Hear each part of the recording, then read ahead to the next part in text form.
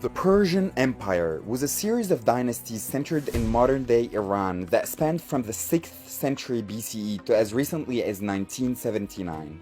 The first one, called the Achaemenid Empire, emerged around 550 BCE when Cyrus the Great, the leader of a nomadic tribe in the region of Persis, began to defeat nearby kingdoms including Media, Lydia, and Babylon. Lydia is considered the first region to manufacture coins that could be used as currency, which is one of the most important developments in human history.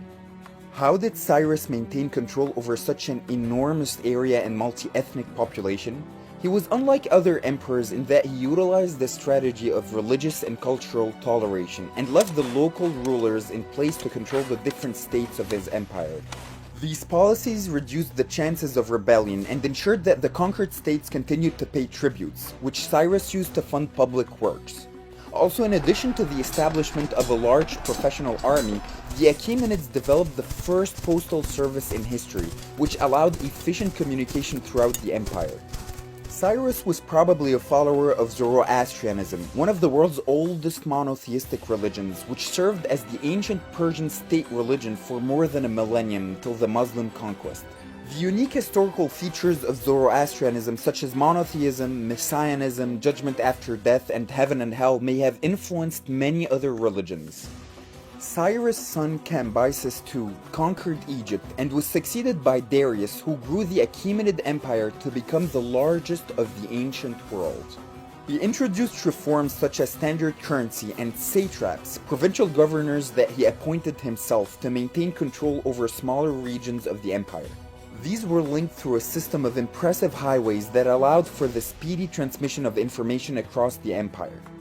Darius the Great also established a multilingual inscription in 3 different cuneiform script languages, which was critical to their decipherment. The increased wealth and power of the empire allowed Darius to initiate the construction of royal buildings at Susa, as well as the creation of a new capital city called Persepolis.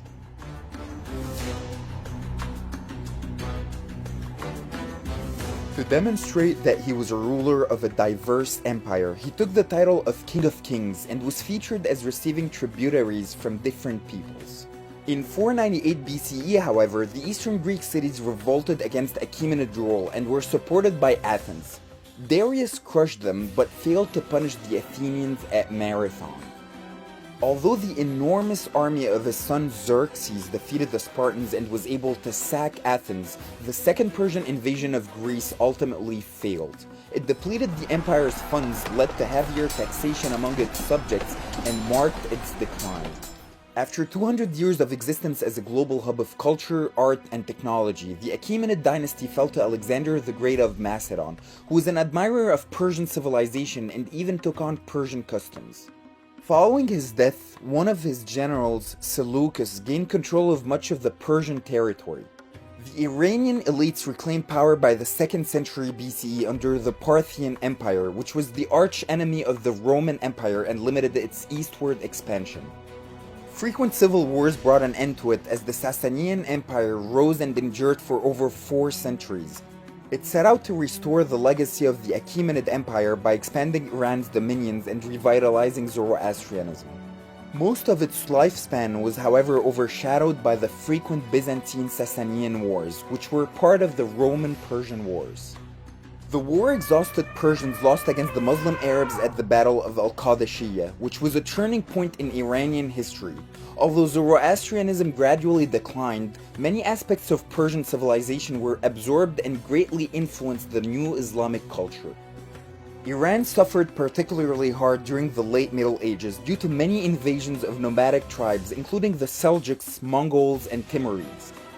It was reunified as an independent state in 1501 by the Safavid dynasty, which set Shia Islam as the empire's official religion, marking one of the most important turning points in the history of Islam. Safavid Iran rose again as a world power that rivaled the Ottomans for hundreds of years, and then lost many of its territories to the emerging Russian Empire at the beginning of the 19th century. Iran had been a monarchy for about 500 years until the 1979 revolution, when it officially became an Islamic republic. Besides its wealth and power, the greatest legacy of the Achaemenid Empire was perhaps the aggregation and mixture of various cultures under one tolerant rule. The empire also set the tone for the politics, heritage, and history of modern Iran.